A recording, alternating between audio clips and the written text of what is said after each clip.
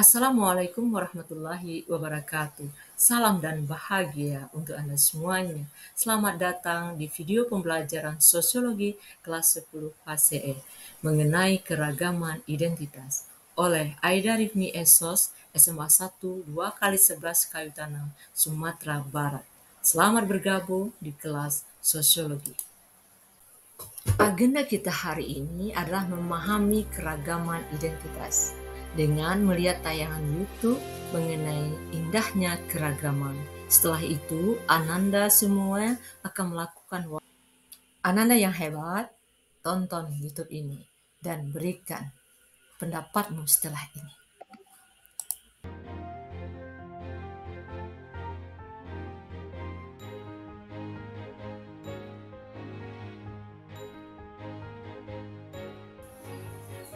Tujuan pembelajaran adalah memberikan pijakan kepada Ananda sebagai peserta didik bagaimana menyikapi keragaman identitas di lingkungan sekitar.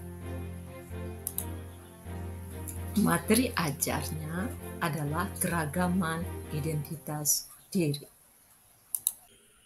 Ananda yang hebat, inilah contoh keragaman identitas menurut budaya. Semua budaya memiliki unsur-unsur pembentuk positif yang dapat kita pelajari dan implementasikan dalam kehidupan kita sehari-hari.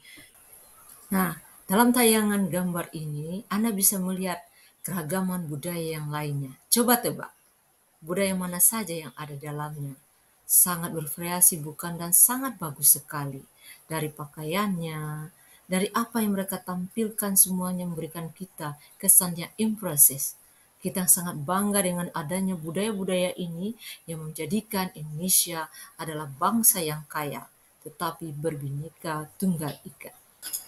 Keragaman identitas yang lain adalah profesi. Hari ini Anda sebagai pelajar, satu hari nanti Anda akan mengembang sebuah profesi yang tentu saja berdasarkan kemauan dan keinginan serta kemampuan Anda sendiri. Pilihlah dan mulailah tetapkan dari sekarang penggambaran itu di dalam diri kita masing-masing sehingga kita nanti bisa berkreasi, berprestasi, dan berprofesi yang sesuai dengan keinginan kita. Setelah melihat tayangan tadi, tibalah saatnya kita melakukan wawancara. Ini telah dikerjakan oleh siswa-siswi kelas 10 E3. Para interviewer dan responden hebat, sehingga mereka kemudian menghasilkan suatu hasil wawancara. Adapun pengertian identitas adalah ciri-ciri atau jati diri keadaan khusus seseorang. Nah, mana saja ciri-ciri itu? Suku, agama, ras, antar golongan, gaya hidup, keyakinan, cemiran diri, dan lain sebagainya. Identitas sama dengan konsep diri. Konsep diri merupakan integrasi gambaran diri yang dibayangkan sendiri dan yang diterima dari orang lain tentang apa dan siapa dirinya, serta peran apa yang dapat dilakukan dalam kaitan dengan diri sendiri serta orang lain. Menurut Stuart Hall, pembentukan identitas dapat diteropong dalam dua cara pandang, yaitu identitas sebagai wujud atau identity as being, dan identitas sebagai proses menjadi atau identity as becoming.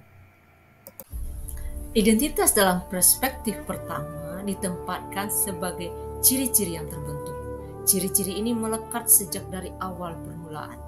Ia terbentuk secara alamiah atau dengan sendirinya. Identitas kedua dipahami sebagai proses menjadi yang dibentuk secara sosial, baik dalam individual maupun kelompok melalui proses-proses sosialisasi.